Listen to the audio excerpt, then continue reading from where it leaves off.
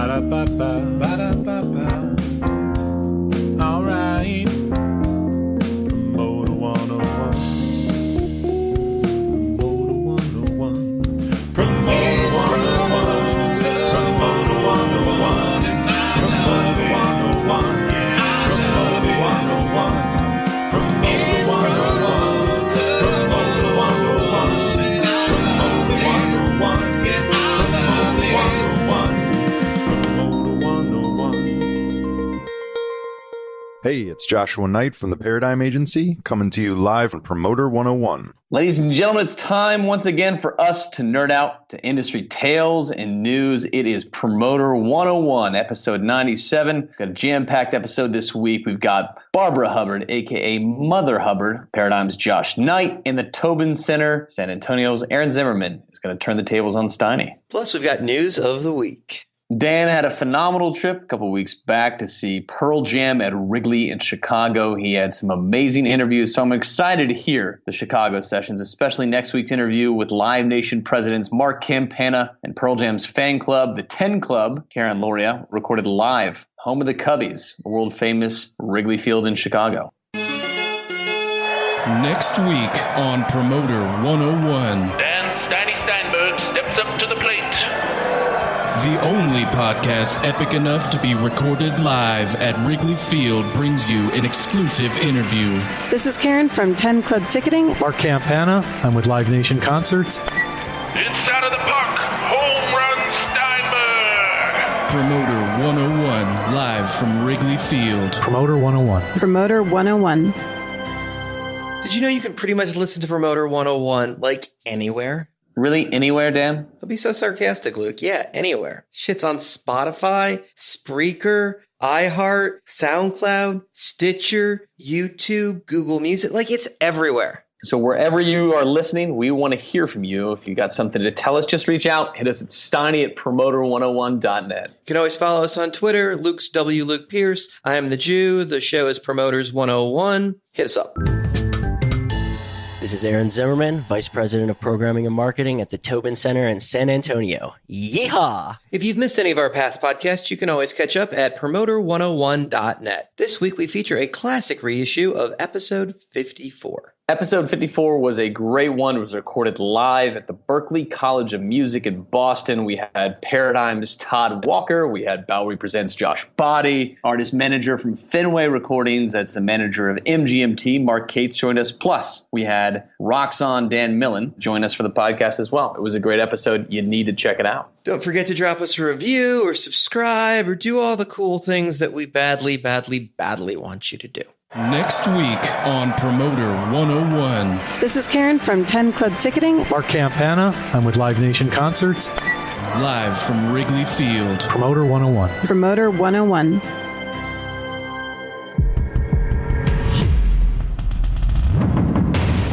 News of the week.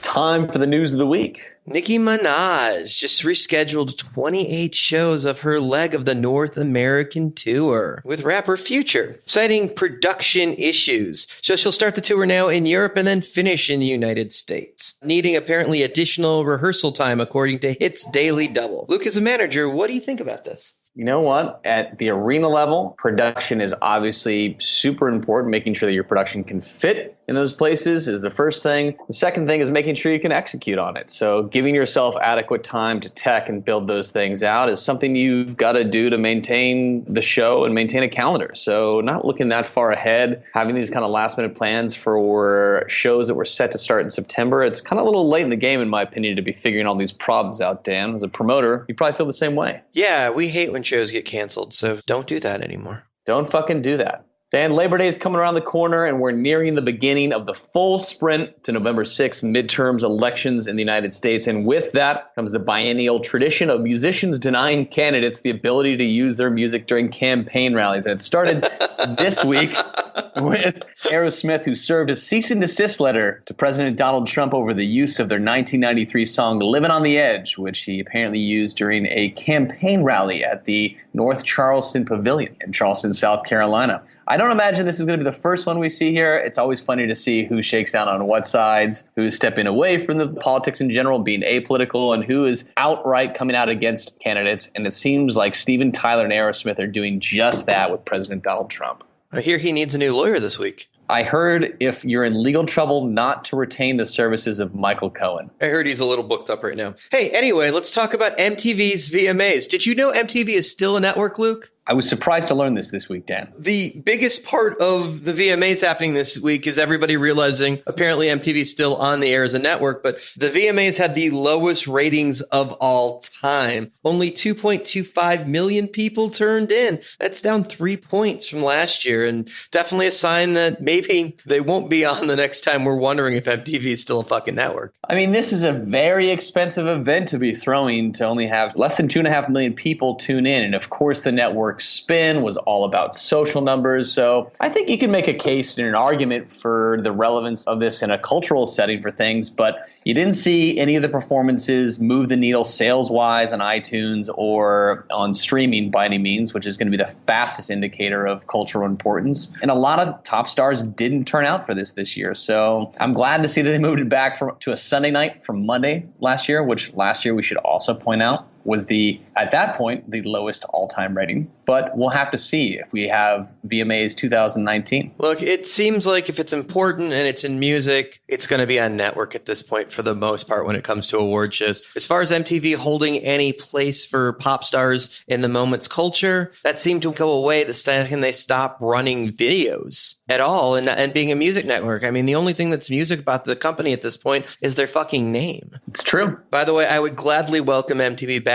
to having music television, even if it meant running the early 80s music videos and Billy Idol, Madonna, Dire Straits, The Police. Bring it all back. I would watch. Dire Straits. I want my MTV. Like, I'm down, dude. I think we need it back. Kind of a slow news week besides that, Luke, it seems. Is there anything else worth talking about? I don't think so, Dan. We are kind of in the dog days of summer. It's just like the stock market. People are out in the Hamptons or wherever the fuck you might be for your summer vacation. But it seems like most of the news is populated with analysis and opinions at this point. In the music business, it's kind of a slow time. Wouldn't you say, Dan? It seems like it. I mean, the Hamptons seems like something that you would do more than I would do. Is that something that you got brought up with? I did not spend summer in the Hamptons, Dan. I would go down the shore, though, or to a lake. All right. Well, let's move on. This is Karen from 10 Club Ticketing, and I'm on Promoter 101. It's everyone's favorite time of the week, the announcement of the Promoter 101 Badass of the Week. Who we got, Dan? This week, I'm very excited to announce the Promoter 101 Badass of the Week is going over to Live Nation Co-President of America, Mark Campana. Because, well, he made it work so we could do our podcast from Wrigley fucking Field. So that alone makes him the badass of the week. But everyone that knows him loves him, and he's just kind of a boss. He's an amazing concert promoter, and that makes him this week's Promoter 101 Badass of the Week. Big congratulations to Mark. If you are at home, you can't see me enviously smiling at Dan's experience at Wrigley Field. Thanks for hooking that up. Looking forward to an amazing interview next week on Promoter 101. Next week on Promoter 101. This is Karen from 10 Club Ticketing. Mark Campana. I'm with Live Nation Concerts. Live from Wrigley Field. Promoter 101. Promoter 101. In our featured interview for this episode of Promoter 101, we are joined by a legend, Barbara Hubbard. She's also known as Mother Hubbard. She sat down with Dan on this episode of Promoter 101. Mother Hubbard, welcome to the podcast. Well, thank you for inviting me. This is truly an honor. There's not a more epic name when it comes to the industry and goodwill. You are the Mother Teresa of our business. Well, thanks for that. I just hope I can live up to it, Dan. You've educated more children and students coming up about the business than probably anybody else. And not just at your home university in New Mexico, but throughout the nation. Yes, Dan, I've been very fortunate to have consulting deals such as the Magic Spring experience that brought out of it too very quickly, I can tell you. Sir Winters is now a senior vice president with Mr. Louis Messina down in the Messina Group. So that is a success story in itself. And then Sam Rogers is up with Spy-Fi. in New York City. And Mike Armandeus got his PhD at Michigan State, and I'm hoping he'll come back and help me run our entertainment business program at New Mexico State that we start in the spring. Okay, so you've single-handedly built a market. La Cruces, New Mexico isn't a concert market in any way, shape, or form if you didn't decide it was going to be so. Everything would have played Santa Fe and would have played Albuquerque when it played New Mexico. But you decided this university has a big enough base, it's going to be a market. And now it is. Thank you, Dan. Yes, I was very lucky. I got in on the ground floor from Dallas to Phoenix. I was very fortunate. I can remember the day I picked up the phone and called Jack over in Nashville, Tennessee for Charlie Pride coming through. That was our first real promotion way back in 1973. Next to Mr. Bob Hope, we brought in and created the welcoming to him for not going to Vietnam, but coming to Las Cruces, New Mexico. So I invited the longest captivity from Vietnam to be our host, Commander Alvarez. I invited every veteran that wanted to come and meet Mr. Hope to come to the arena. We had a section for the Army, the Navy, Coast Guard, Marines. The house was filled that night. In fact, the fire department had to let me ooch a little bit over 13,000 seats. Ooch. I like ooch. Well, that's some of the old southern part of me that came out. I was born in Benton, Arkansas many, many years ago. In fact, I just had my 91st birthday, Dan. And stronger every year. Now, most people that work with university money don't really worry about turning a profit. But for you, you use that money for scholarships. So, well, you've got to stop and think. My ACT program is a nonprofit. And if they lose money, guess what? Kids don't get scholarships. Well, it's not only that, but old Mother Hubbard's written a few checks in my life to cover You covered the pot. Losses. Mm-hmm. And a lot of people don't understand that, Dan, but I believe so in this program, and I believe so in our concert touring that, thank God, people like Garth Brooks that just filled the building for 5 shows. I also promoted 5 over in Lubbock, Texas. So I'm thinking after about 50 years, I should know my market. Historically, New Mexico would be considered a tertiary, and not a very strong tertiary at that. It's a market I've promoted in for 25 years, so I always find it to be one of the slower ticket selling markets and a deal you have to cut very, very carefully with the act by act, every particular one. And you're selling arena tickets year in and year out in that market, so you do know your market, and you're finding a way to sell tickets that no one else is across the state there. It all goes back to the fact I believe I'm blessed. I believe that my friends in Nashville, Tennessee, and even occasionally LA and New York will pick up the phone and call. Right now, the university has challenged me to bring in 5 major acts to celebrate the 50 years of my opening the doors at the building, which is the Pan American Center in Las Cruces, New Mexico. I can remember the first one. I talked Murphy into doing Neil Diamond when he was just starting out, and Olivia Newton-John. See, I got on the ground floor and proved my students could do the job. I didn't hire a staff person. When I was hired in 68 till almost 87, ran it with students. And those are some of the students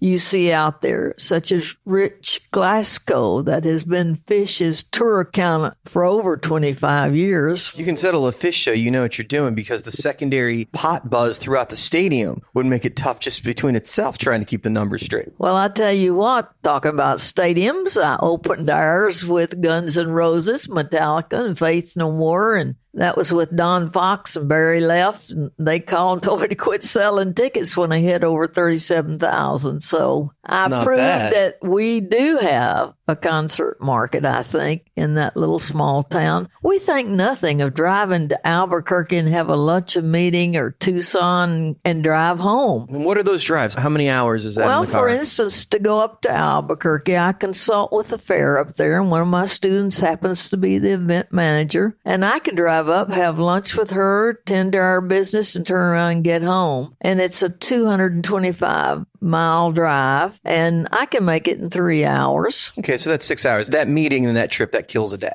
Doesn't bother me. I do a lot of thinking while I'm out there. Nice. And then that Tucson trip is a nice long one, too. Well, it's just like driving to Dallas and seeing Marianne over here and spending the night and going on up to Arkansas. I've got a consulting job coming up with Foreigner. That book was Zach Hartley over at Paradigm for what's called the Hog Rally. And that's on September the 8th. And that happens to be my son's birthday. So I called and said, would you and Sarah like to fly with me to see Foreigner in Hot Springs, Arkansas? Of course, I was born in Benton, Arkansas, and I've got a nephew that is a doctor there. So I always like to go back and see my kinfolk, so to speak. Walmart land over there in Arkansas, right? Well, that's another funny story. Good Lord moves me in and out of situations, and I booked the Swan Brothers up in Bentonville about 3 or 4 years ago, and I would have never done that. Don't ask me why, but here's the reason, I'll tell you. When I got there, one of my students from Wichita drove down because her mother and daddy live in Bentonville. And we produced the Swan Brothers that night. And the next morning I was catching a plane out. But I wanted to go by and see the Walmart amphitheater because that's what I've designed for New Mexico State. Except I've designed it big enough to put a rodeo in it. I'd like the rodeo option added to the amphitheater, please. It's the Barbara Hubbard special.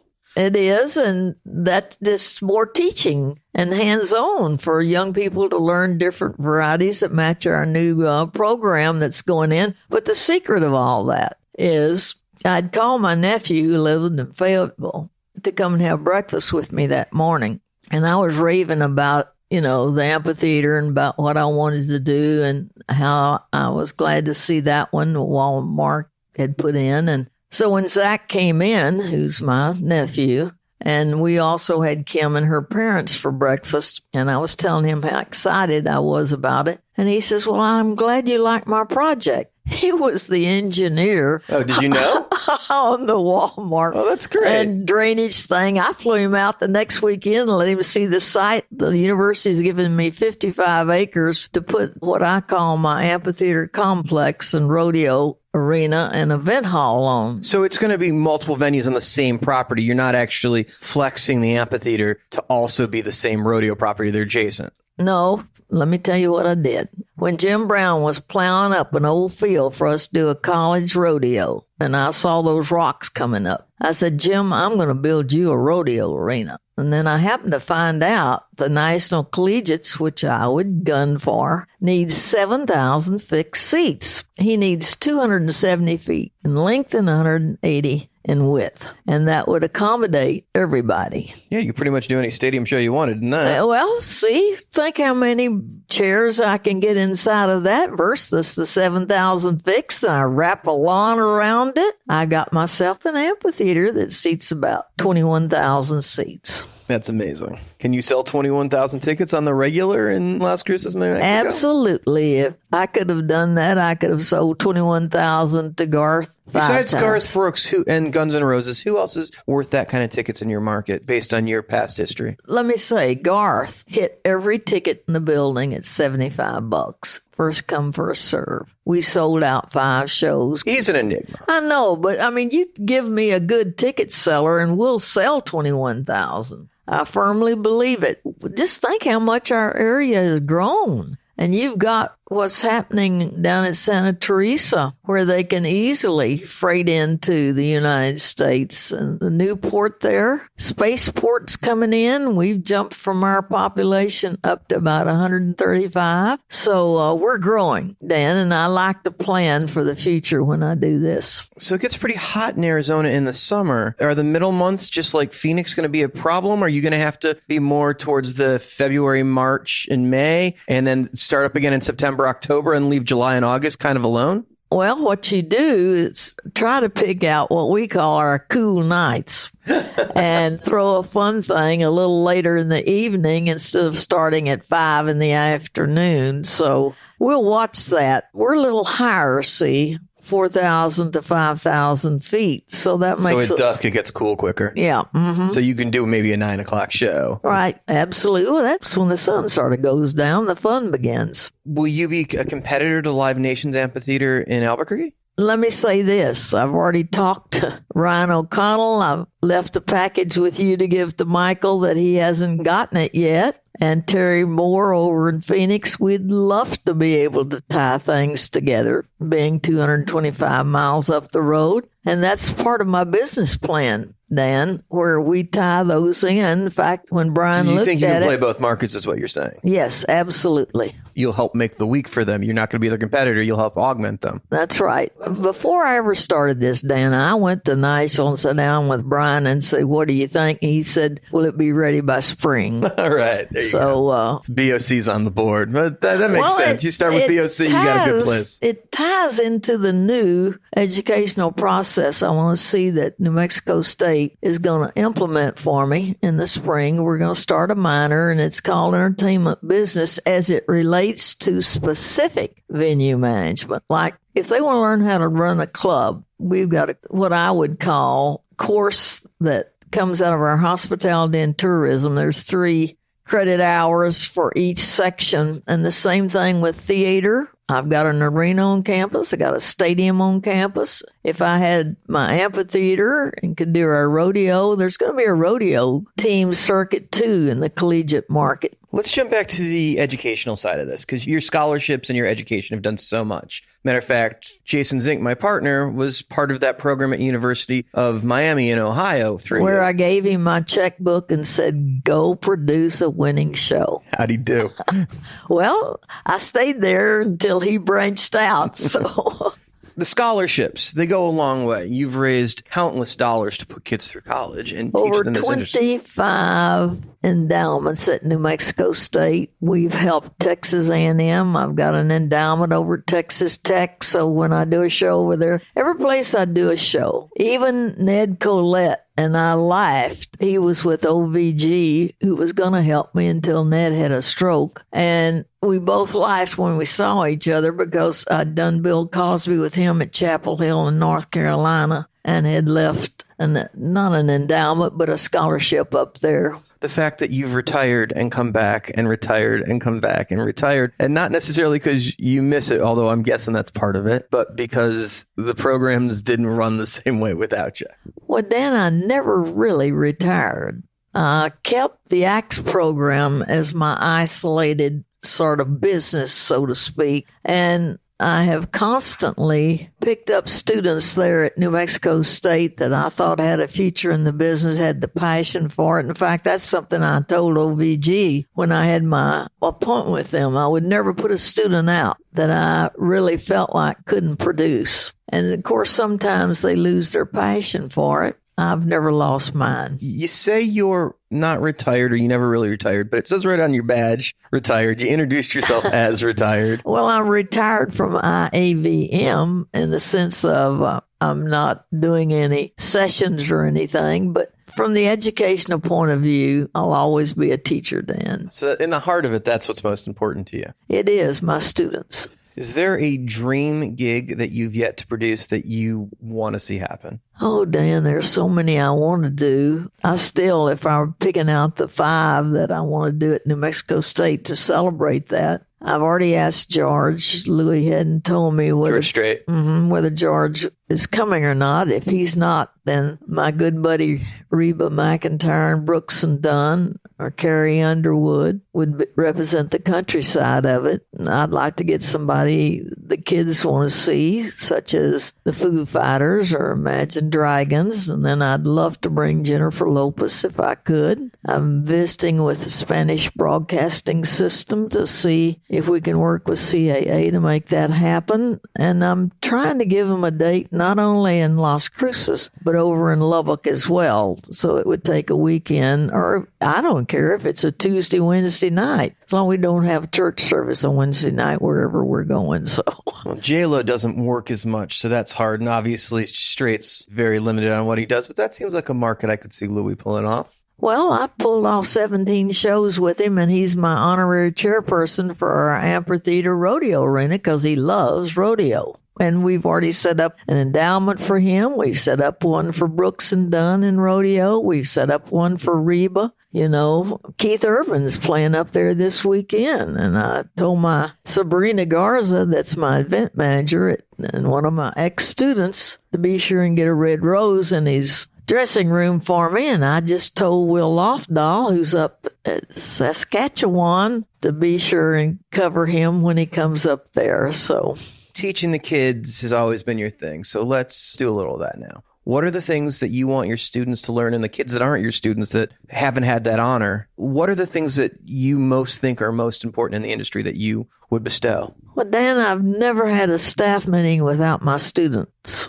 In other words, we assign sort of like a general youngster over each area, whether it's custodial, and custodial is just as important as sound and lighting. And I remember Mike Lorick had in the story that Linda Deckard wrote in Venues Today that the promoter didn't believe I let a student sit in on settlement, because that's the way they learn. And look at Michael Lorick right now. Bruce Springsteen has used him for many, many a year. And the same thing happened in marketing with Steve Dixon. I mean, you give those kids the responsibility and you'll be surprised how they rise to the occasion. But everybody needs to learn from the very entrance of loading those cases down that tunnel, which Ray called me from Chicago one night and said, your kids beat the union crew getting me in and out. So with that kind of recommendation, I want everybody to know, yes, the old building's still there, but we can still roll those cases in and out. So I think that a youngster, until they get a feel for the whole business, they get a feel that that artist is private property, they don't speak or ask for an autograph, or they just do whatever they want them to do. Like when Prince was in the building, we had a bomb threat, and we very quietly went through it, but our students were very alert. All of that is part of that teaching. I'm a firm believer in hands-on. I mean, today, these young people, they have so many buttons to push that if they really touch whatever they're handling or aware of it physically, I think it is embedded up here, and that makes a big difference. Can you ever spot a kid when they come in and you're like, this kid's never going to make it in the business, or this kid's got it, he's going to be huge? Absolutely. In fact, one of my basic students that wanted to be the next Steve Dixon, in fact, he won a division of the AXE program down in Texas, and he's an El Paso boy, and he came up and he brought his keyboards and everything, and I just told him, Steve, you're not going to be the next Neil Diamond, but you could be the best dadgum marketing person I've ever seen, because he came up with innovative ideas and was tough negotiating deals with the stations because he knew most of them down in El Paso. And when I introduced him to the local ones in Cruces, we had one of the best marketing plans that you could see, and it really would fit any kind of genre of music, rock and roll all the way down the country, or even speakers or movies. We were in charge of everything on campus. You mentioned Wednesday night against church service. You know your markets that well that you know you can't compete against that. That it's like going up against college football or high school football in Texas on a Friday or Saturday. You got to know what routing's putting shows up against. That's absolutely right. I wouldn't hit Lubbock, Texas on a Friday night if there was a local football game. I'd do it on Thursday, move Friday to Cruces, and then jump over and let Ralph have Saturday night in Phoenix. Know your markets. It seems like the first place to start with anything, because you can have the best show in the world. But in some places, you just can't beat what's just naturally there always. I know. You're always charming and lovely, and in the conferences, you glide through the rooms. You are the queen of these conferences. It doesn't matter if we're Polestar or here at IVM or Billboard. What does it take to knock you off your game for you not to be the sweetest woman in the industry? Well, I think everybody looks at me, and I'm proud of my age, Dan. I'm proud I can still add 2 and 2 and get 4 and recognize you when I see you. I'm so blessed again, I'm going to say that word. That's okay. I mean, I've had my glory, but at the same time, I want to be useful until I check out. I love that's a nice little southern draw with that. I think bless I your heart. answered There's it. no way I'm going to answer that. Well, I answer that, but even right now, take going down on the floor. Look at how many young people are now selling staging and now selling those retractable seats that I need. And they don't know me, but I ran into Marshall of Irvin, and they see that one-on-one, and then him introducing me to the next agent that's going to handle me. And it all works out. It doesn't bother me. So it sounds like, based on the summary of this entire interview, is everything comes down to the relationship. Well, to me, that's one reason I'm standing here in front of you or sitting here in front of you. It is. And if I got nothing else, I ran into Mike McGee. I got to give him a proposal. I've got Michael Rapinoe's in my suitcase in case he was here, because I'm still going to let him see it. I can see me now establishing the Live Nation Academy for the entertainment business. And you've got to look at it. I look at the box office scores every week. 30 out of 35 concert listings is not Live Nation. They've got to have staff to pull it off. Well, yeah, it seems like they got quite a bit of business. Those guys in AEG do a good majority of the global business these days. I know it. It's a reverse market, but I mean, I don't care who's doing it. I want my students to have the opportunity to work it.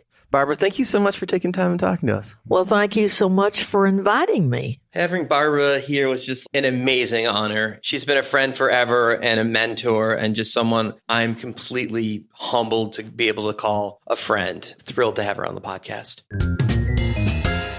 Mark Campana. I'm with Live Nation Concerts, and I'm on Promoter 101. Tweets of the week. It's the name of the podcast. We can't avoid them. Dan, you tweeted this week, so let's take a moment here and look at some tweets of the week. And we'll start here. When a venue GM chimes in on how well he believes a show will sell with the artist camp on a shit night of the week without any skin in the game. In all fairness, keep your mouth shut if you're not going to back up your theories with an investment. Like, seriously, that's our money you're playing with, jackass. Was there anything on the offer that you didn't want to tweak? This one makes me smile, as it applies to so many people in the industry I'm working with right now. Present company excluded. Ooh. Usually. Usually. We're adding a seventh tier of pricing on this tour, Dan. We're doing it. Okay, I know I've rescaled the show 3 times, but we're going back again. And I know it's already gone on sale, but that's okay. It's okay. We'll make it happen. You've actually not done that yet. I haven't done that. God, I'm giving you ideas! Oh, no. That's a good one, though. Would you pull the show down, refund the tickets, please rescale the room, and then remarket it, please? I've seen that happen. Oh, that's brutal. There was a very, very, very big pop artist that was blowing up about 10 years ago that had shows on sale in like the 3,000 to 5,000 seaters. And they were blowing out multiple nights, and it was just blowing up so big. I'm not going to say who it was, but she's very Madonna-esque, but much smaller than her at the time, and then kind of become that level. Definitely not Madonna, but somebody that maybe thinks she's Madonna. Anyway, so the show, they refund all the tickets in these sold out theater shows to move them into the arenas and put them back on sale again, but screwed all of those fans that already bought tickets. So yeah, I saw that once. We got one more here this week, Dan. Sundays are for building offers. So true, my friend. So true. Saturdays are for the boys and Sundays are for building offers. Is that the motto? It's the modern day. What can I tell you? That'll do it for Promoter 101 tweets. Make sure you keep up with Dan. He's at the Jew on Twitter. I'm the Jew. Next week on Promoter 101. This is Karen from 10 Club Ticketing. Mark Campana. I'm with Live Nation Concerts. Live from Wrigley Field. Promoter 101. Promoter 101. It's time for a little segment we call Turn the Tables. This is where It's time for a little segment that we call Turn the Tables. This week we are joined by the Tobin Center in San Antonio's. It's time for a little segment. This is it, Connor. I got it. This is it. I got this one. It's time for a little segment we call Turn the Tables. And joining us for this segment from San Antonio and the Tobin Center, Mr. Aaron Zimmerman, who's going to turn the tables on Steiny. For our listeners, that take took Luke more than any other take in the history of the podcast for some reason. Old one take Luke. That's what Jack Warner used to call me. I need a second take for my one take joke. What the fuck? Next thing. Let's move on. We're going to let Aaron Zimmerman turn the tables on me. What do you got, man? I kind of want to know if there was a show or an artist or a moment that you had early on in your career that you said, I'm going to do this forever. This was when you've decided that this was your path. I want to be cool and say, in 92 and it was Pearl Jam climbing the curtain at Lollapalooza. But it happened long before that. Sadly, I can't say it was The Who, which were amazing when I saw them live. And I can't say that it was McCartney, who was amazing. It was Tony Orlando and Dawn at the turn of the century ballroom. In 1982, a young Dan Steinberg was taken to a show in a ballroom setting and discovered live music. And I was like taken by the showroom setting of like America used to have these all over the place, these Vegas style booth showrooms, which aren't even Vegas style anymore because Vegas has gotten rid of most of them. But the booth setup that was so cool and very showroom-esque, seat 700 or whatever, 450, but they'd be dinner shows. They do an early and late. I decided that night when I saw Tony Orlando and Dawn, I was like, I want to do this. My mom's like, oh, you want to be a performer? No. I want to be the guy that fucking performer works for. I want to be that guy. And I remember seeing the side door open and the guy counting money and paying checks and, yelling. And that was the moment. Tony Orlando and Dawn at Turn of the Century Ballroom in Denver, Colorado. Was that your first show? It was my first real show, yeah. That was a bit early. I was going to say, you must have been real young. Yeah, and there were cooler, better shows. Like, I saw The Who on Kids Are All Right in 89. It was like, fuck. Stadium show with real production. Yeah. Saw Motley Crue on the Dr. Feelgood tour twice. It was like, never seen anything like that with Tommy with his drum set going across the arena on the track. It was amazing. I've seen some epic shows, whether it's Metallica or it's a McCartney or a Pearl Jam. There are so many shows that I've loved, but that moment was then, and it just nothing like it. Yeah, I think that the younger you're exposed to music and or the scene, the more likely you are to be involved in it as an adult. What's the show that got you? I got the bug from my very first show, there's no doubt. I was 7 years old and my parents took me to see Michael Jackson Bad Tour, 1986. Oh, wow. I remember my mom telling the story. My mom and my aunt waited for like hours and they got to the front of the line. They were the front of the line and the sold out thing went up. And they sat there and they were like, oh man, we didn't get tickets. It was horrible. Next show. And sure enough, within just a minute, they rolled to the next show and they were first in line. So they bought tickets and me and my sister got to go with my family to Michael Jackson Bad when I was just, like you said, a wee guy. And I think I got the music bug early on. Thank you so much, man. Watch for a full feature interview in the weeks to come with Mr. Zimmerman. He's just a great guy and a Cubs fan to boot. To boot, I'm going Canadian. To boot. To boot. Ted Heinig with AC Entertainment, Vice President of Concerts. Welcome to Promoter 101, the greatest podcast in all the land. For our final interview of episode 97 of Promoter 101, we're joined by Paradigm's Josh Knight. I'm graced with the appearance of Joshua Knight on the podcast. Welcome. Oh, welcome to Chicago. Thanks for having me. So you were born here and you've traveled around the world or around the States throughout your youth, but wound up back here for work. I like to call myself a Midwest mutt. Raised here until I was 10, spent some time in Lawrence, Kansas, which was really cool for me just culturally, being in a little blue part of a big red part of the country. There was a lot of arts there. Then I really learned about music there and the art scene. Then I moved to Ohio and spent some time there. I went to college there. I became really into music, started a band, toured around for a while. Notable? And, name? No. The name was Halius. For those of you who want to try to look it up, you probably won't find it. Did you have an agent or were you doing it all yourself? No, we were doing it all ourselves. Isn't that how you learned the business? Kind of how I learned the business, yeah. My bass player and I were sort of the ones booking the shows, and we toured around. We were friends with the Humphreys McGee guys back in the day when they were coming around the Midwest, and a great band out of Cincinnati called Ray's Music Exchange that we used to hang out with. And I got to play the Wetlands. Ray's Music Exchange, like the Blues Brothers. Yep. One of the most amazing instrumental bands ever assembled. In fact, they're getting back together next weekend for a reunion show, which will be great down in Cincinnati. And I got to know the business touring around in a band, and it was cool to see that kind of stuff. I met some of my now longest friends in the music business when I was in a band.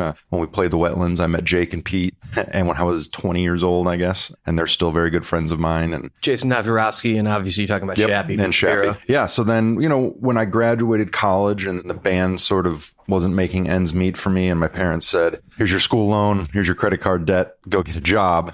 Sorry, we can't support you in the arts. All the other band members' parents were like, go for it, you know? So they continued on. I left the band and moved up to Chicago. I had a marketing degree, decided to try to put it to use, and I joined a company up here called Entertainment Marketing. We did all of the Philip Morris bar programs, all of the Anheuser-Busch presents, like Bud Light presents Tim McGraw, stuff like that. So you're kind of a corporate sellout at a very young age. Oh, yes, I was. But also it was cool because I was getting to interact with bands. And there was a national concert promoter, marketing person who did all the deals with the bands to hire them for, you know, if you buy a pack of Parliaments, you get to go see Cowboy Mouth at the Vic or whatever. And kind of like a smaller version of the Miller Blind Date or something. Yeah, exactly. But we were a pretty big company. There were 300 people that worked there. We had a ton of accounts, and I lasted like 4 months there. And at the time, I actually needed a place to live, and I moved in with this woman who used to be an agent at Monterey Peninsula Artists. And as I was just sitting around one night, sulking on the couch because I was making no money and not very happy, she said, do you know what I used to do? I said, no.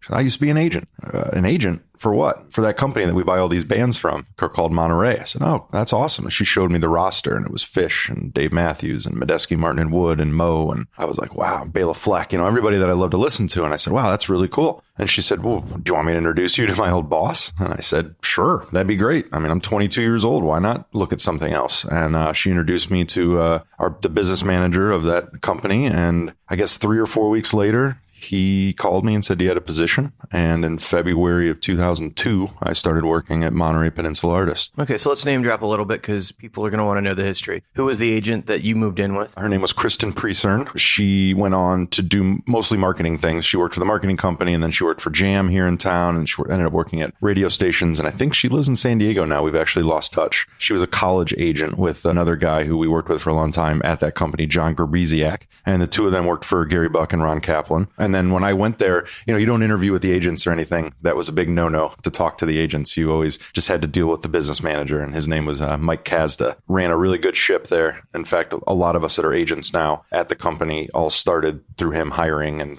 grooming and everything to become agents. Okay, so you were originally at Monterey before the breakup between the two sides of Monterey, and one became Paradigm and one stayed as Monterey International, and you were in Chicago at that flagship Monterey International office. So you were there when everybody was together, and then you were there when it kind of separated out. And you guys had a lot of big rock acts and a lot of the middle of the road acts, but you developed some younger, hipper, bluegrass, jam stuff, and cultivated a cool part of that agency that was playing the clubs, and you built a lot of acts yourself. At the time when that happened, there was a lot going on. I remember Joe Bronner and Mario Torado worked for us. We had a New York office. This was before the Paradigm thing. And they left and went to CAA, I believe, at the time. And at that point, I was answering phones and doing contracts and stuff, and they immediately needed to make some people some agents. So they made Brody Becker and Ryan Owens agents. And then the other Josh Brinkman and I became assistants. And I started assisting Paul Goldman at that point, who was in the California Monterey Peninsula office, who, of course, was like Dan Weiner and Fred Bolander's first employee at Monterey Peninsula back in the day. Legendary agent. Legendary agent, my mentor, my other dad, I call him. I started working for him from afar. So it was interesting to be someone's assistant from, 2,000 miles away.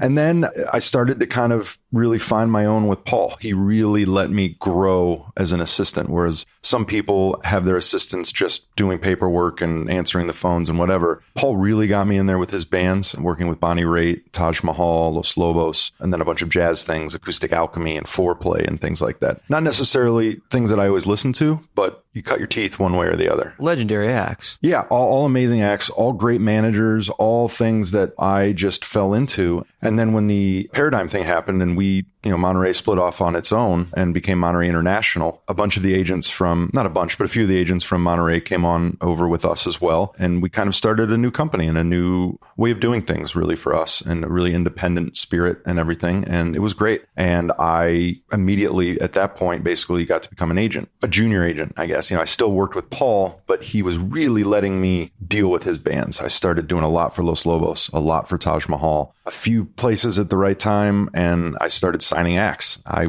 think one of the first times we hung out, maybe at Polestar or something like that, I had a fun experience with a guy named John Joy, who I know you know. Johnny Joy. Yeah, JJ. He and I were hanging out with our very good mutual friend, Jeff White. I remember him telling me that he worked with Leftover Salmon, and I said, oh man, I love Leftover Salmon. In fact, just this morning I was listening to that Cracked Salmon record where David Lowery and Johnny Hickman from Cracker got with Drew and Vince, and they made the Cracker album bluegrass style. And it always struck me as something amazing when you can hear people's songs done in a different style, especially bluegrass. And he was like, yeah, man, love the band. I hope they do dates again sometime soon, because Mark Van had passed away, the banjo player, years previously. And a couple years later, he called me out of nowhere and said, hey, do you want to be Salmon's agent? I was like, well, what do you mean? He said, well, we're going back on the road. I need somebody to book it. And no one has anything bad to say about you, so I'd love for you to be the agent. I said, I don't even have to take a meeting. He's like, no, just come to Jamaica with us next week. So that's what I did. That sounds like Johnny Joy so yeah, exactly. In those couple years there, I fell into some things with Leftover Salmon, the infamous String Dusters. JJ Gray and Mofro was kind of the first act that I really signed on my own. Has that always been one act, JJ Gray and Mofro, or did that merge into one? Because they are one act now, right? So it used to be Mofro. It was JJ and his buddy Daryl were the two main guys, and they had kind of a rotating cast of other players. And he is managed by my very good friend Jesse Arato at Madison House, who at the time they were also managing Spearhead. And both those acts, I think within the same year, became Michael Franti and Spearhead and JJ Gray and Mofro. And the reason for doing that, which makes a ton of sense, is it's JJ's band. He writes all the songs. Most of the records he recorded, every instrument himself. And he wanted to be able to be JJ, not just Mofro. He can go do solo dates as JJ. Always be him, and not the full band. So it really made sense for him. So when I signed it, it was just Mofro. And then I watched him become JJ Gray and Mofro. Interesting. So under that kind of concept, it could become Dan Steinberg and the Promoter 101 podcast. It could. Yeah, you should think about that. And then I could go do solo dates. Yeah. Get your name out there more. Right? But yeah, so just sort of developed this younger club-based touring thing, not bands that were on the radio, not bands that were selling albums, just bands that had this organic growth on the road. I was lucky. These bands and still all these bands that I signed are continuing to do better each year, slowly but surely making them into career artists, not the flash in the pan. 1 year gone, find another one, replace it. Most of the artists I've been working with for almost 10 years now, and they're still here, and we're still doing great, and everyone's happy. It's great. All right, we'll go through the roster in a second. Let's finish the story, and let's get to the comeback of the merger. Monterey was now absorbed by Paradigm, which is like a full circle thing. Yeah. So, a little over a year ago, we announced that we were going to be joining Paradigm, a deal that had been being worked on for a little while between some old friends coming back together, really, with Dan Weiner and Fred Bolander, Paul Goldman, Ron, Gary, and everyone just sort of... Talk about putting the band back together. Yeah, they got the band back together, and it felt very natural. And,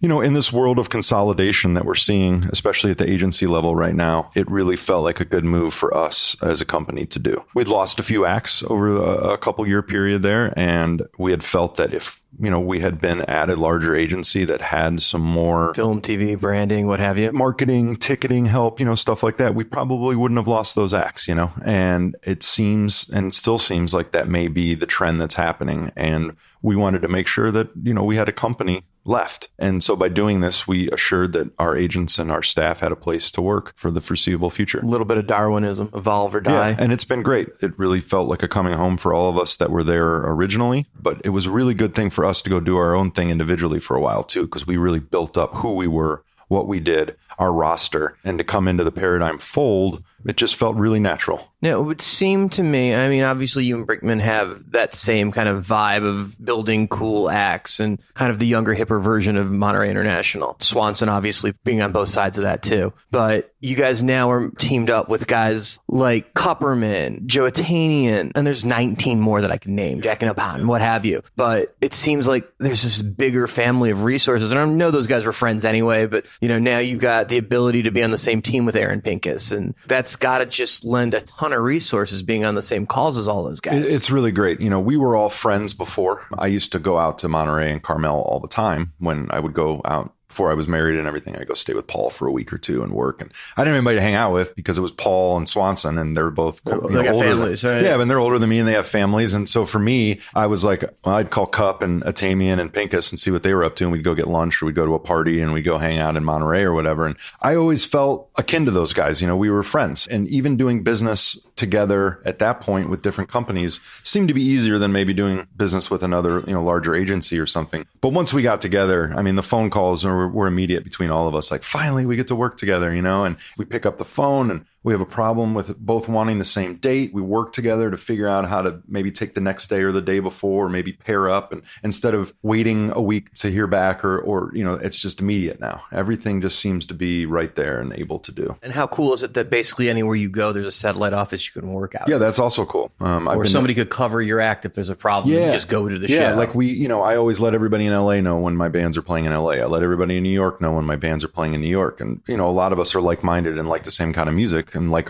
each other's bands. So we go and say hi to the band forum and stuff. And it just gives those bands a nice feeling of camaraderie and family within the agency as well. I've been in New York a bunch. I love going there. The office is great. I've got friends there. Get a lot done. In LA, we just moved in a new office. I haven't been there yet, but I'm looking forward to heading out there and go to Austin and say hi to Pincus. I mean, it's pretty cool. Yeah, I mean, the resources that are now part of that team are amazing. You go off in a different direction and maybe want to sign something that could be jam into that EDM world, and you've got Lee Anderson there to possibly co-RA with Correct. you or give advice on how that world works. A funky hip hop act maybe or something, and you call, Lee or any of those guys. It's amazing. We have a really cool way of all letting each other know what we're looking at maybe signing, and then, somebody may, I know the manager for that band, I can help you, or, I could be really helpful in this. And they may not even take any percentage of it. They just want to help bring it in, and they'll help you bring it in. Stadium Act blows up. You've got that bench of JL and Marty and Larry just there ready. Yeah, and Tom, Windish has been great with that. And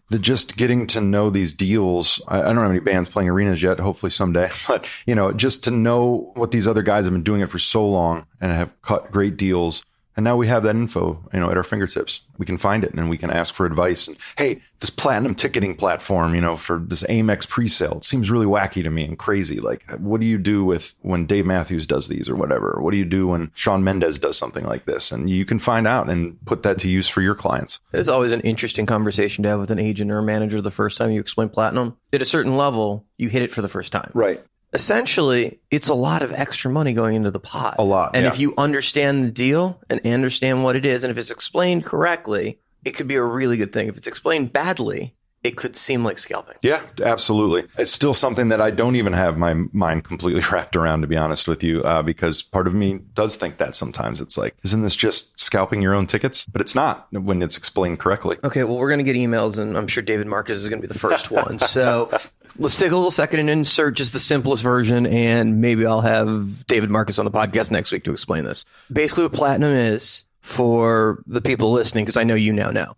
The basics of it is it's to combat the secondary marketing. Ticketmaster has come up with a system, and a lot of the other systems, Access and Tickets West, and most of them have it now. The ability to price out to the secondary market where it controls the ticket price and controls who's buying them. Preferred seats in the secondary. And I don't even think it's the secondary is the right word, but they're controlling those tickets at the higher value, so that money's going back into the pot for the artist. So right. it's show instead revenue. Of you have $100 ticket, say, for a show, instead of letting a scalper buy it for $100 and sell it for $400, you're taking some of those 100 tickets before they go on sale and you're selling them for a higher ticket price, which you get it. If you think about it, at least now the artist is getting some of that money. Now, the thing that's important to know about this is you don't do it without approval from the artist. Correct. And Ticketmaster never just does it. They need permission from the promoter, permission from the venue, permission from the act's camp. So it's not just something where we turn platinum on or Ticketmaster turns platinum on. That's not how that works. And it's very important that everyone agrees the secondary is going to find these tickets. Let's keep the money back in the band's pocket instead of just somebody that bought futures. Yeah, because, it is a market out there and there's supply and demand. And if people are willing to pay that price, why shouldn't the artist get some of that money?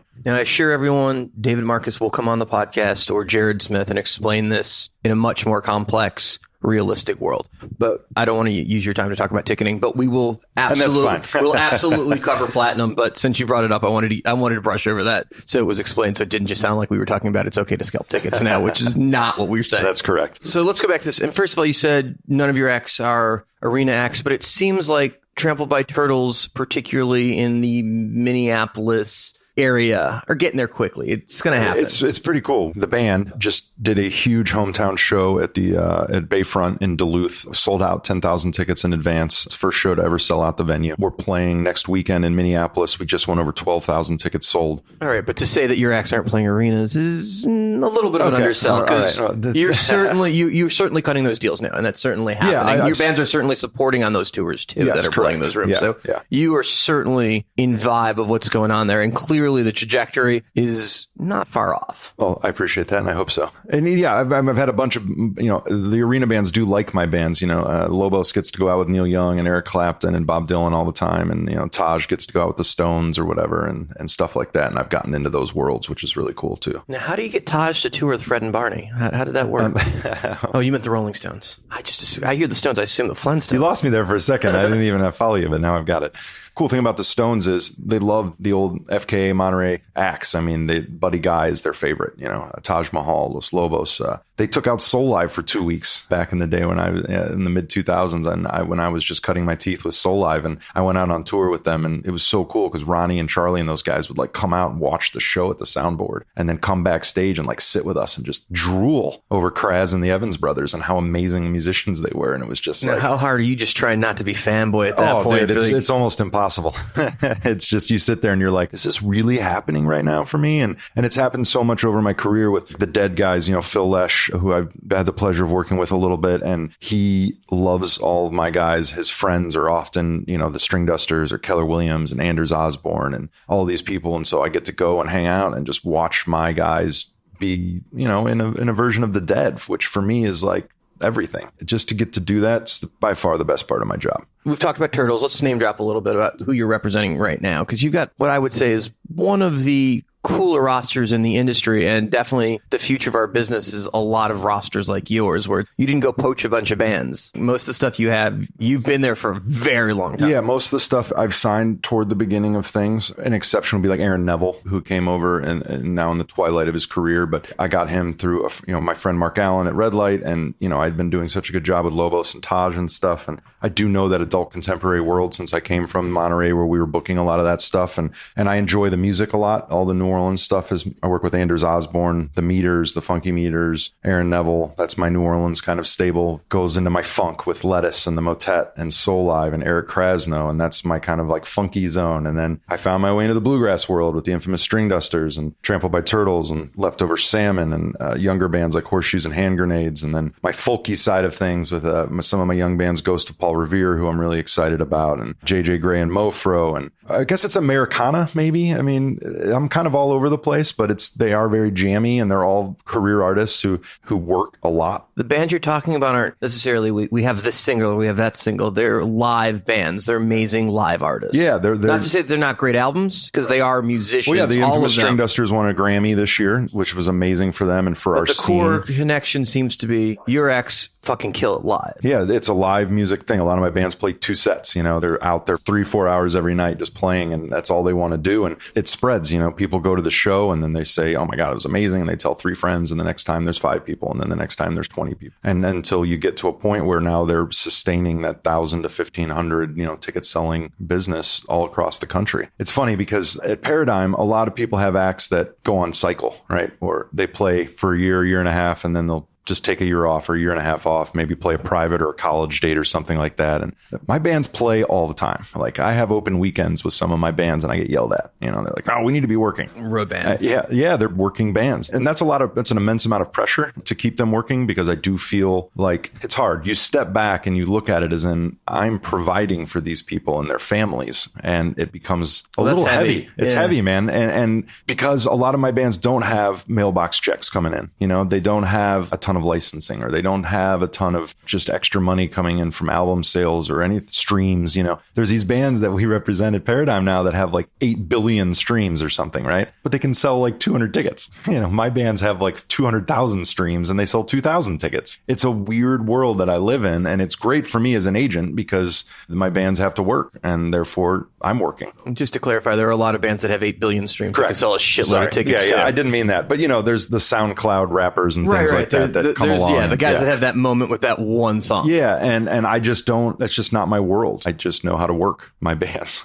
Let's go off on another tangent for a second. We've known each other a long time. I think one of the ironies of the business, and we do business together because you do a lot of business with our Birmingham office. You and Todd Gooder are super tight. But it's been years since we've worked on anything. And then just this week, I think 3 or 4 different shows, which I think are going to play, all just kind of popped up at once. It was funny. All different things, though. Funny that happened. Like, you asked me to do this, and then all of a sudden we're doing more business together again. Right, but I don't which think has one nothing thing had to do with that. Yeah. No, it's nothing to do with that. It just happened to fall into that. I remember when I was didn't really have any bands, and I was doing the territory thing and booking the West Coast, which is was your bread and butter 12 years ago, 13 years ago in the Northwest and stuff like that. I would always give you avails, and it would come back, and I would give the offer to the RA, and they would just say no, and then you'd be like, well, this is what they're worth, and I said, well, yeah, but that's not what they're going to play for, and then we would just move along, and that was just sort of our thing, and that's how I remember which has always been a philosophy of the business is if you own a bar or the venue and you've got the beer, you can afford to pay a band a little bit more. If you're renting and four-walling, you actually have to pay the band what they're exactly worth because you have to be able to get out of that. And we've never fought about what the value of the act is. Never. Nope. It's never been you're greatly undervaluing my act. No, it's just like I somebody can't else do your will offer. give me more. Yeah, somebody will give me more, which is my job as an agent to do. Now, that being said, you're still here. Right. So and we've never fought over this. This has never been a problem for us. And you're still here too. So you've done it right. You sent the offers that you could do with your business. And if they didn't work, no big deal. If Not to say that we haven't done shows, because we have. We have, yes. But you know what I'm saying, though? Like the independent people that go crazy with offers and try to compete, sometimes they go to the wayside because they overextended themselves. And you never did that. You always did what was right. And to your credit, you believed in things that other people didn't. And I'll use Swanson and you and the Trailer Park Boys as an example for that. I, as the territorial guy, was going to, my Live Nation people or my whatever people in the markets, and they were like, I don't get it. I don't want to do it. And you were like, I'll step up and do these markets. And you did it. And it worked. And now you get to work with them in a lot of places and stuff. We're very happy with that. It's great. And so hats off to you and for doing that. Certainly in development, it's harder to keep an act on the road without figuring out how to maximize every dollar. And in some cases, the guy that owns the brewery doesn't care what they're making at the door. They can lose $2,000 a night as long as they're selling their beer that costs them a nickel to make, selling them for $5 a cup. They just want something on stage. They don't necessarily care what it is. So it changes the game a little bit. And of course, you need that extra $2,000. And part of that, when you start to have acts that do sell the tickets and you're playing those kind of places, you have to be real careful with those too, because they'll give you a deal and you're like, yeah, man, but I know your game is selling your beer at the whatever brewery we might be playing at where you threw up a stage in the backyard or something like that. So I have to be real careful with that because my artists pay attention to that stuff, Well, and at some point it becomes a factor too of how much are they selling beer and how much are they marketing our show? Because at some point it becomes we're on Album Cycle and Trampled by Turtles or Leftover Salmon. Their market play, maybe they only market play for 18 months or 2 years, and that show better be promoted correctly. Yeah, and sometimes you'll pass on the higher money or the thing to do the right play. I would rather go play the theater or rather So play it's not always about that. But it's not always about it. In development, it's usually we need the gas money. Yeah, basically. But at some point, it evens out and it becomes, okay, the production, the marketing, the sound, and then you want those extra things that are going to be handled Even correctly. if in the end you don't make as much, percentage of the door or, or however you gauge your success on that show. Are you percentage of the gross guy? Is that a thing for you?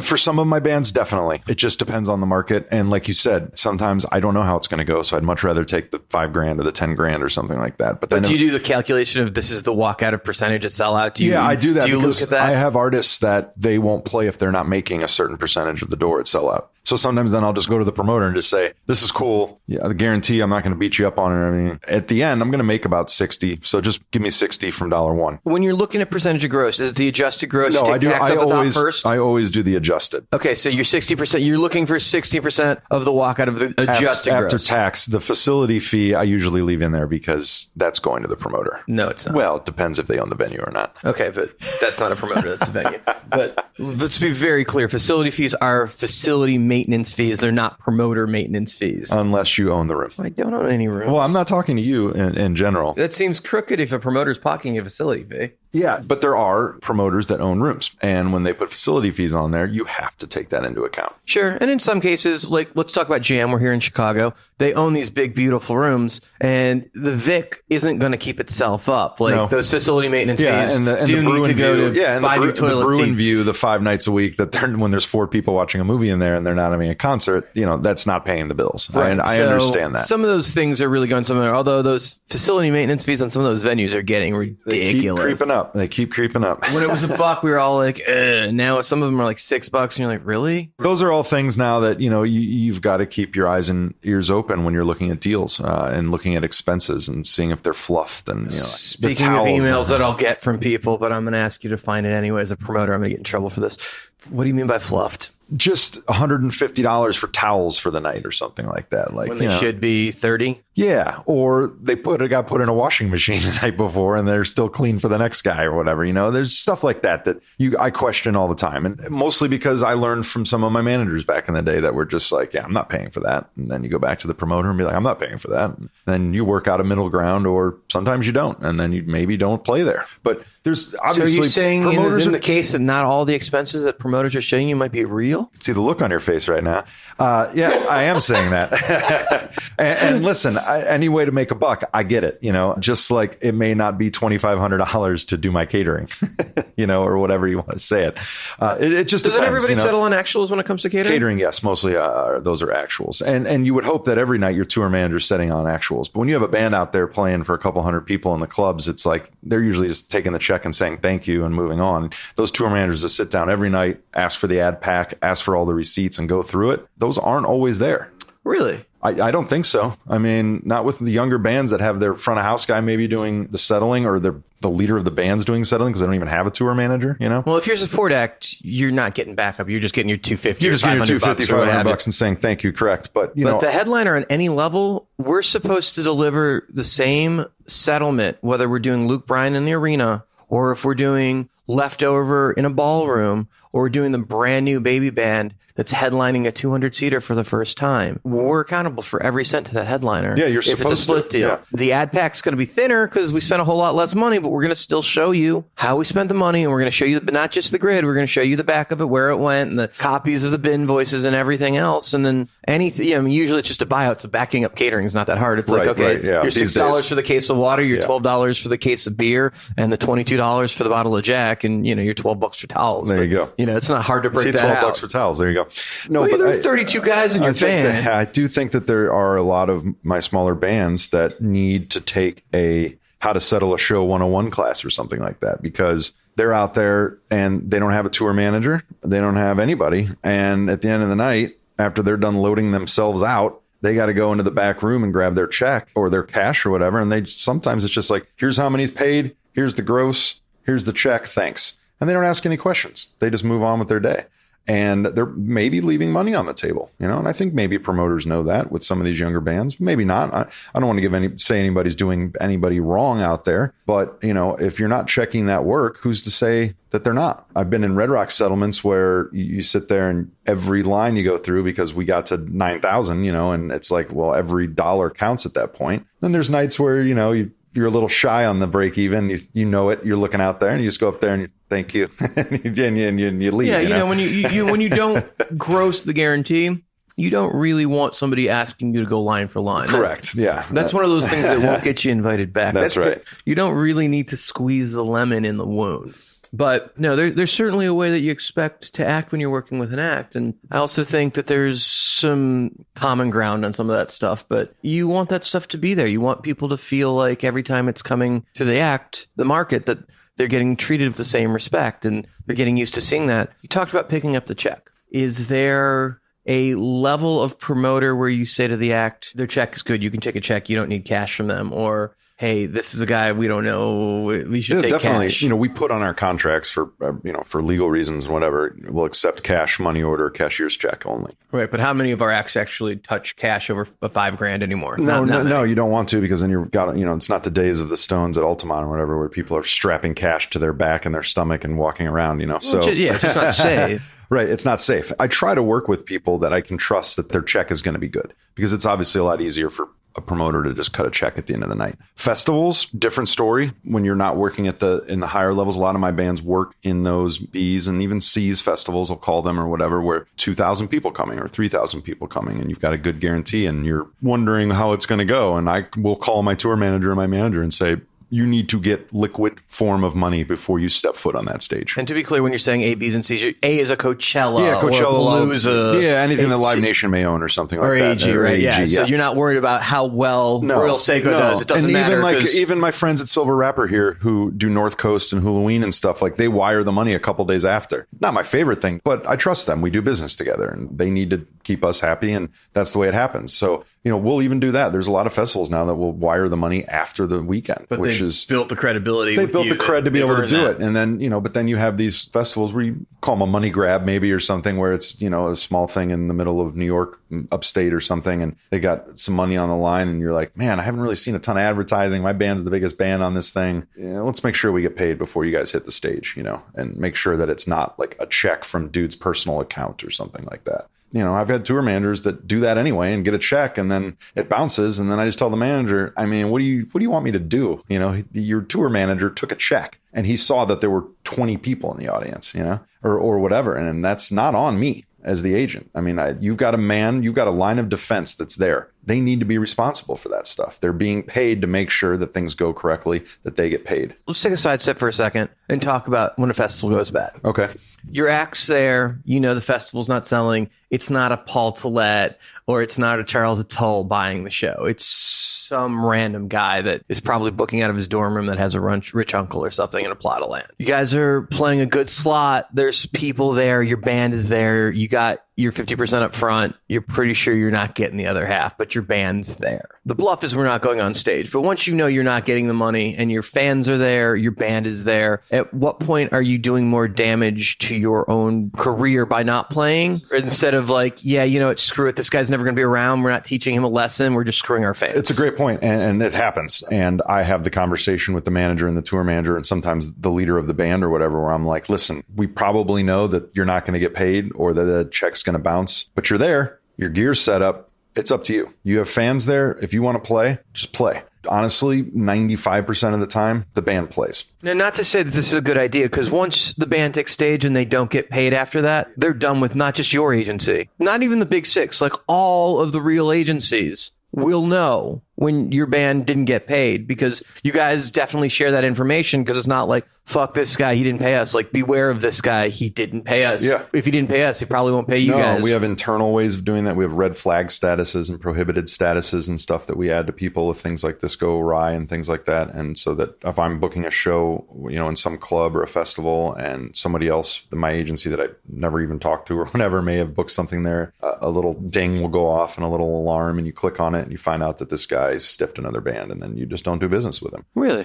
Yeah, it's cool. But that's a pretty serious thing, right? If somebody puts something on that, they got to be able to explain it, right? You can't just, in the paradigm system, like redline somebody. There's a whole committee. Yeah, correct. There's a committee, and then we go over things, and then there's conversations that happen, and it gets voted on. It's a serious thing, because it's like getting blackballed in a fraternity. It's a big deal. Yeah, it's a big deal. And if you're not treating artists correctly, then you're going to be flagged, And at that point, it's just proceed at your own risk. Right. It's a customer service business too. So any promoter that winds up there just isn't doing it right yet. Yeah. And back to the thing about the bands playing or not, you're right. It could do damage for the people that did pay the $80 for that festival, because, it's not the $400 festival or whatever, but those fans are there and they see that you're there and you're not going to go on. Like, are they really going to understand that you're not getting paid, so you're not going to play? It's going to look like a cash grab too. Yeah, they don't care. They want to see their band. They paid to come see you. So like, you do need to go play for those people, and it's up to you. If you don't do it, totally understand. If you do it, I do totally understand as well. It's a hard thing. It's like, hey, we did get 50%, you know. And the one nice thing about being at Paradigm and, you know, as we negotiate a lot of the deposit and payment structures with these festivals. If we have 10 bands, 20 bands, 30 bands, 40 bands on a festival, this is how you guys are paying us. And if you can't, we're not going to play. And there's collective bargaining there too. Yeah, but even before that, we used to do that. You know, like if I never know this guy before and I'm like, you're sending so-and-so a bunch of money, I need 100% of it before they get there. You know, I need 50% before you announce and 50% 2 months out. Well, I got to sell tickets first, man. Well, then you shouldn't be throwing a festival. You know, like if, in my opinion, if you're throwing a festival at any level, you should be able to pay the talent and your bills out of some sort of money before you sell a ticket. Because if not, you're putting yourself up for legal problems too, you know? Yeah, but if you don't have any money, it doesn't really matter because you can't settle the legal problems. Right. So, you can't collect. Right. And then really, you know, we're in a horrible position when it comes to that because when there's no money, there's really nothing left to do than harass people. And then all they have to do is claim bankruptcy and you don't get your money anyway. So it's hard for the agent to chase someone after the fact. They don't have the money. They don't have the money. Your legal fees are going to cost 3 times as much as the money you're going after. Right. So you wind up putting them on a payment plan of getting $50 a week for the rest of their lives. Which I've done. And, you know, it trickles in every once in a while. We've talked about a bunch of stuff, but before I let you go, you're truly a guy that started at the base of the building, the assistant level stuff, and early on doing contracts. And you learned all the way up the process. You didn't just become an agent by being on somebody's desk or just jumping into it and getting lucky. You earned your way up. What advice do you have for guys coming up now and either just trying to get in the business or just starting out? You got to work hard. I worked so hard when I first started for pennies. I mean, I made $17,000 a year when I first started. Pre-tax? Pre-tax. And I worked at a live one, the bar here, a great bar here in town, my college buddies own, 4 nights a week. I would go to the agency at, 8:30, 9 a.m. I would stay until 8 p.m. And then I would go to the bar from 9 till 2. And then I would go home, get like 5 hours of sleep and do it all over again. I did that for like 4 years. And I had to do it during the week because on the weekend I had to go to shows. I was tired. I was broke. I was anxious and depressed. I was everything you could throw into a young 20-year-old's, brain or whatever, trying to get through this business. I just kept my head down and I kept working hard and I didn't piss people off and I just tried my best and things just sort of started happening. I see kids now that come in and they think that, I don't want to use privilege, is the right word, but like, I don't know what the right word is. You may have arrogant bastard. Yeah, that's a good way to say it. But a lot of these kids do come in and they think that they work for 6 months or a year and they should be an agent. Like, I know this band or I know this. I'm like, yeah, dude, but you don't know what a facility fee is, or you don't know what a percentage of, this stuff is. These are things that you learn over time. You don't know what to do in this situation. You don't know what to do in that situation. I learned how to do everything. I learned how to do ticket counts. I learned how to do deposits. I learned how to do literally everything on the back end before I ever got to call someone and say, can I get a hold? And if you don't do that, you're going to not be as good at your job. And that takes time. And some people aren't cut out for it because it takes work and it takes sacrifice to get to where you're at. There are exceptions to that rule. People get lucky. People have a friend that become 311 or whatever back in the day. I know you're a 311 fan, so am I. But there are people that grow up with a band and get to be there through everything. They learn it that way. But and by the way, John Harrington was already in the business 30 years before 311 came along. I don't know why I used them. I was looking at you and I thought 311 for some reason. And John was around for a long time before that. Go to a 311 show, and I am. Me too. And in fact, it was a good story. Like my friend Patrick McAuliffe at the agency, he has bands that go out 311 a lot. And we went to the show at Northern Island a couple of years ago. I took my wife and I geeked out so bad. I was like, singing and rapping every song. And everyone's looking at me like, whoa, dude. And I was like, yeah, I've got a problem. But that comes from me seeing them. Yeah, it's embarrassing. I like to do music too much. I should work in the industry. Well, I mean, when I was in Lawrence, when I was in junior high, they're the biggest band in the world there. Dude, they were from Omaha. They would come down and play the bowling alley and stuff like that, and we'd see them and like some of those things, like you were asking what to do, is like, just go with your feeling. My first feeling of wanting to be in music was with Pearl Jam, who you and I are both going to see this weekend. They played Day on the Hill in Lawrence, Kansas with Let's Go Bowling, I think the Dead Milkman and the Chili Peppers. It was such a weird combination. It was like a bands. One-off from Lollapalooza that year. It was 92 maybe. Oh, was that, okay. Yeah, 92 is the year that Chili Peppers headlined and Pearl Jam was in the early and in Soundgarden. Yeah, so they did a one-off at this Day on the Hill thing at KU. My buddy and I got dropped off by his parents. I'm 12. We got dropped off at the show. It was at the opening ending of Campanile Hill, right at the Memorial Stadium there. And there were these 2 big trees in the middle of the field. And my buddy and I climbed up in the tree to watch Pearl Jam. We just discovered like 10 came out like that week maybe or something. You know, it was just everything was just right then. Everything was just happening. And we were up in the tree sitting on this branch like 30 feet up in this gigantic tree. And right before they played Alive, Eddie goes, "This is from my boys in the trees." And we looked around and we were the only two people in this tree and we geeked. And, you know, we like ran down backstage after the show and it was just a little chain link fence, you know, next to the stage. And we like had our hands on there and Eddie and the band came off and we were waving and he came over and we were like, we were in the trees and he like gave us a hug. And it was like, I started taking drum lessons like 2 days later. And I was like, I'm going to be in music one way or the other after that, you know? And I hope someday I get to tell Eddie that story. Knowing how much time he spends here, maybe I'll run into him at a bar or something, but or at a Cubs game. But that's how I got started. And from that moment on, I knew that music needed to be in my life, whether it was playing and then eventually behind a desk. That was it for me. One last question. You talked about before you ever got to be on the phone. You came up when the phone was the only thing because there was no internet yet, right? There was no email when we started. Yeah. But you and me never actually talk. When we see each other, we hang out, we drink and whatever. But we don't really talk in person on the phone. We usually have one-line emails back and forth, which every other month there's a couple of those. Phone versus email. Like, what's your business model? So it's hard. There are people that I talk to on the phone all the time. And then there's people I just have an email relationship with. I don't know why. Maybe that's just what they like or what I like. But back in the day, you're right. It was just phone. I mean, we had email when I first started, but it was not awesome. And people weren't very good at it yet. And I would have to fax avails to people, you know, like fax. I would write in handwriting, can I get a first hold at Largo in LA? And I would fax it to Flanny and then he'd fax it back at some point and say yes or whatever, you know. And all the offers would come through via fax. We would send contracts to people through fax, you know, and all that stuff. And if you needed ticket counts and contracts, you get on the phone. What emails allowed us to do is work more, right? Get things done more. Like you can represent more bands because you can get holds faster. You can book faster because you can just be like, yo, Steiny, need first hold at blah, blah, blah. And you send it off and you get it back and your assistant enters it and it's done. Before I call you, we talk for 20 minutes, then get the hold, you know, and then there's a third of my hour that's gone. I don't have a rule necessarily with picking up the phone versus not picking up the phone. If there's something that I don't understand, if there's something that I need to be walked through, or if I need to walk somebody else through, if something's sensitive, it's a big deal or a special show, always on the phone about that. One thing, as you said, advice to the younger people out there is pick up the phone, because we were in an era where we did talk on the phone more. So we did form those relationships from talking on the phone. I have gone into the back room of our office multiple times and just said, hey, everyone, pick up the phone. I can't get a hold of this person to get the deposit. I can't get this contract back. I've emailed them 10 times.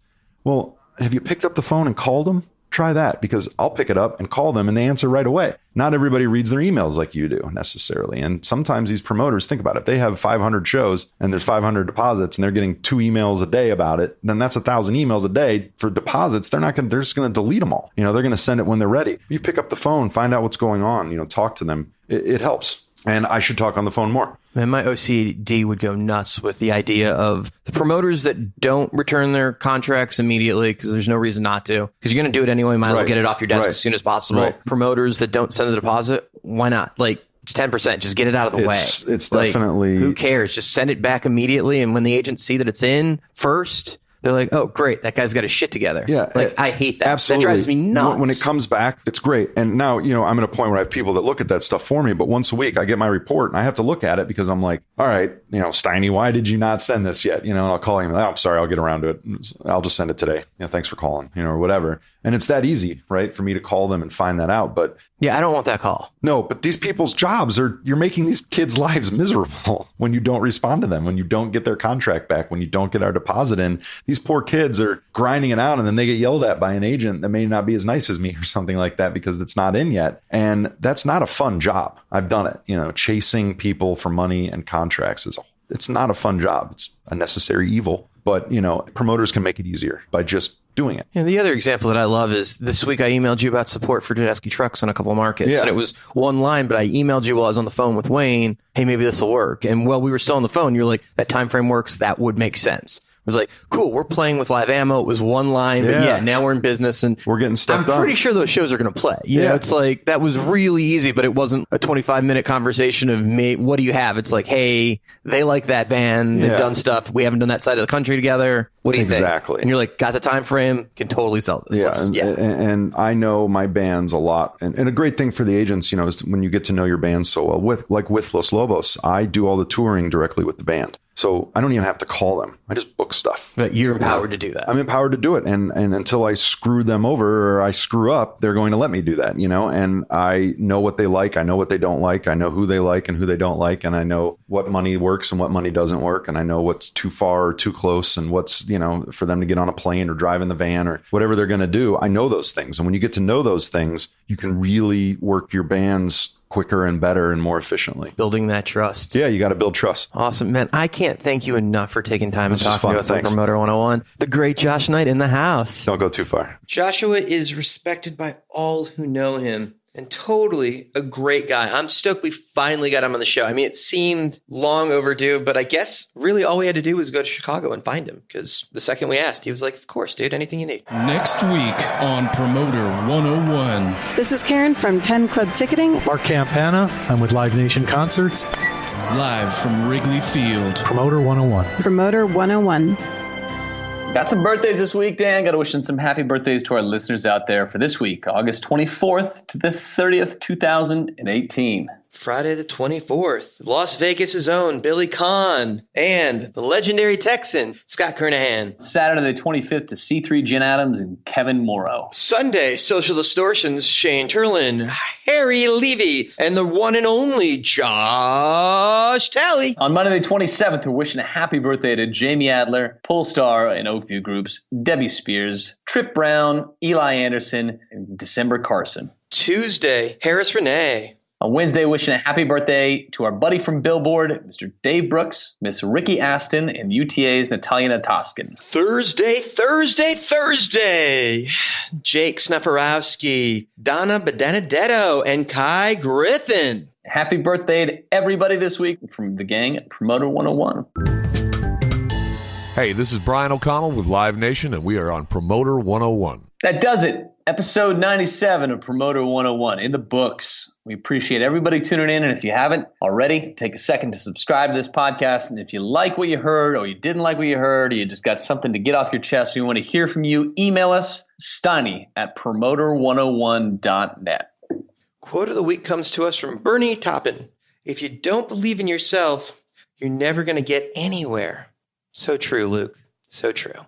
We're going to be back next week, the brand new episode of Promoter 101. Very excited about this. Episode 98 is going to have Live Nation president Mark Campana, plus from Pearl Jam's fan club, that's the 10 Club, Karen Loria. And those interviews were recorded live from the home of the world-famous Chicago Cubs at Wrigley Field. Goddamn, Dan, very, very envious of that trip last week. It was fun. They showed me a lot of hospitality, but more importantly, Mark walks us through with Karen how possibly the most sophisticated, service-friendly fan club interacts with their very amazingly big and loyal fan base. And if you are a manager or an artist and you're curious how to do it right, Pearl Jam is so amazingly good at this that they've reworked the software that Ticketmaster has and had them redevelop it to accommodate their needs and their hopes for their fans. And the loyalty seems to be working and paying back for them.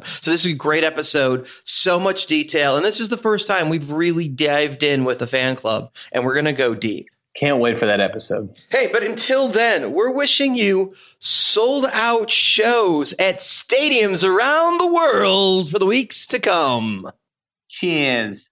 Cheers. Cheers. I like that somehow Luke just suddenly is in 1942 and he's just like, are you caddying for Bagger Vance or something, Luke? What the fuck is that? Cheers. Next week on Promoter 101. Dan Steiny Steinberg steps up to the plate. The only podcast epic enough to be recorded live at Wrigley Field brings you an exclusive interview. This is Karen from 10 Club Ticketing. Mark Campana. I'm with Live Nation Concerts. It's out of the park. Home run Steinberg. Promoter 101, live from Wrigley Field. Promoter 101. Promoter 101.